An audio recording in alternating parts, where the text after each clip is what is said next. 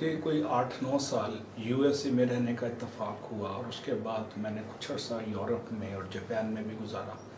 तो मैंने देखा कि यूएसए को बाज़ चीज़ों में फ़ौक़ियत तो हासिल हो ना हो वो ज़ेर बहस मौजू नहीं है, लेकिन उन्होंने अपनी इंडिविजुअलिटी, अपनी इनफरादियत को मेंटेन रखने के लिए कुछ स्टेप्स लिए जिस पे से वो दुनिया से हट गए या कट गए, लेकिन उनको नुकसान उसका नहीं हुआ। मसलन पूरी दुनिया में मीटर और किलोग्राम का सिस्टम 70s और 60s के एंड पे आ चुका था, जिसको MKS सिस्टम कहते हैं, जिसको पाकिस्तान में इशारी निज़ाम के नाम से नाफिज भी किया गया।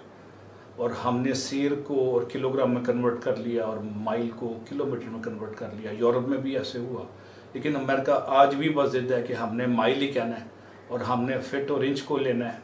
और टेम्परेचर में भी उनके साथ दूसरा पॉइंट है कि टेम्परेचर में भी उन्होंने फ़ारेनहाइट आज भी यूज़ कर रहे हैं, पूरी दुनिया में सेंटीग्रेड आ चुका है। ये दो फ़र्क मैंने यूएसए में देखे। तीसरा फ़र्क जो मैंने देखा कि पाकिस्तान में और बिलखसूस डेवलपिंग नेशंस में बिजली का करंट 220 है तो वहाँ 110 है, और स्विच वहाँ पे हम नीचे करते हैं तो ऑन होता है, वहाँ पे ऊपर करें तो ऑन होता है। ये 4 फ़र्क तो हो गए।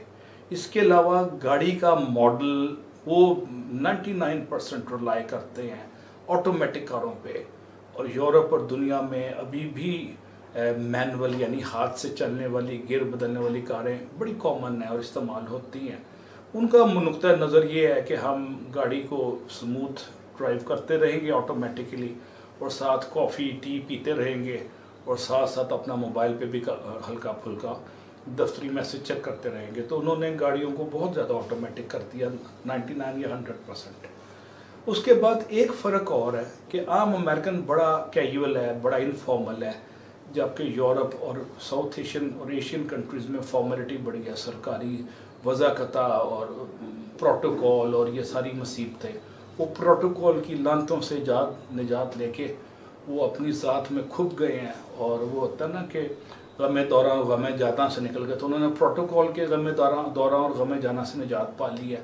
और वो जो सेविंग होती है जिसको प्रोडक्टिविटी इम्प्रूवमेंट कहती है, उसको उन्होंने इदारे की तरक्की के लिए इस्तेमाल किया।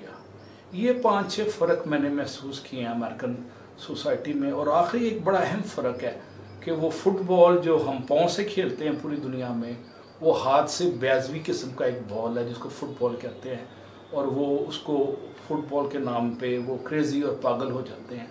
और एक रवायती फ़ुटबॉल वहाँ पे बहुत कम है। अब उनकी टीम 25-30 साल पहले निकली, लेकिन पूरे अमेरिका में क्रेज़ है फुटबॉल का, जो कि बेसिकली हैंडबॉल और बैजवी किस्म का एक बॉल है जो हाथ में लेके वो भागते हैं, as opposed to kicking by the feet. तो ये 6 फ़र्क मैंने देखे दुनिया में, और इससे हरगिज़ मकसद ये नहीं है कि उनको कटिंग एज मिल जाती है। इसमें से सिवाय प्रोटोकॉल की लानत के और फॉर्मेलिटी को बड़ी ऑब्ज़र्व करना स्ट्रिक्टली, जिसमें से उनको एक, जैसे मैंने कहा, प्रोडक्टिविटी गेन है, बाकी उनको कोई फ़र्क नहीं पड़ता। Thank you.